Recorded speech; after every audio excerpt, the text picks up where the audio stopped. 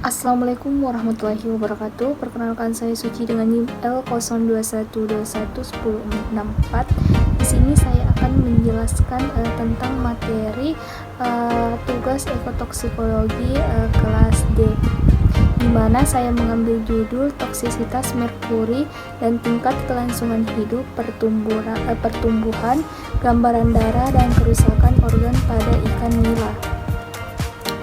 Latar belakang di mana penelitian ini membahas tentang pencemaran lingkungan perairan oleh logam berat atau merkuri yang mengancam organisme perairan termasuk ikan nila yang sering dibudidayakan. Penelitian ini bertujuan untuk menggali dampak merkuri pada ikan nila tidak hanya dari segi produksi, tetapi juga dapat dari aspek hematologi dan histopatologi. Penelitian ini dilaksanakan pada Mei hingga Juni 2009. Penelitian ini menggunakan rancangan acak lengkap atau RAL dengan 4 perlakuan konsentrasi merkuri, mulai dari 0, 0,16, 0,5 dan 1,0 ppm, dan dilakukan selama 30 hari dengan 3 kali ulangan ikan nila diuji dengan kepadatan 8 ekor per akuarium dengan bobot tubuh rata-rata 15,70 dan 1,13 gram.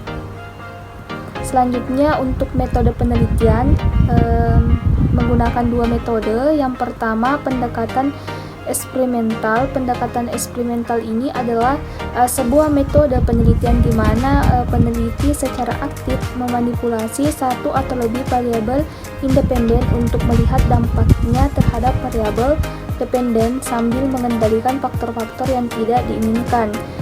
Metode yang kedua, rancangan acak lengkap atau RAL, di mana RAL adalah salah satu bentuk desain eksperimental di mana setiap unit percobaan, misalkan subjek, sampel, atau plot, diacak secara acak ke dalam setiap kelompok perlakuan ini.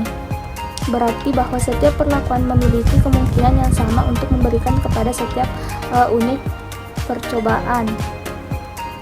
Selanjutnya, hasil dan pembahasan.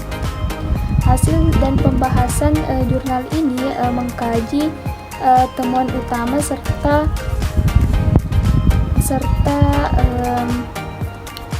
interpretasi terhadap data yang dikumpulkan selama penelitian. Dapat dilihat yang pengaruh konsentrasi merkuri pada ikan nila. Hasil penelitian ini menunjukkan bahwa paparan merkuri dengan konsentrasi 1,0 ppm menyebabkan penurunan signifikan dalam laju pertumbuhan ikan nila. Tingkat kelangsungan hidup juga menurun secara signifikan pada konsentrasi ini, hanya mencapai 20,83%.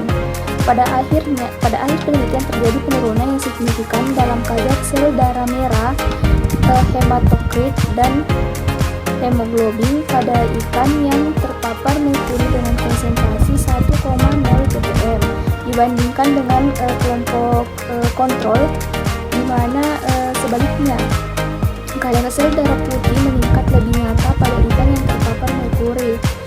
Kerusakan organ insan, hati, dan ginjal mulai menjadi lebih terlihat pada paparan merkuri sebesar 0,5 ppm. Dan implikasi lingkungan dan budidaya.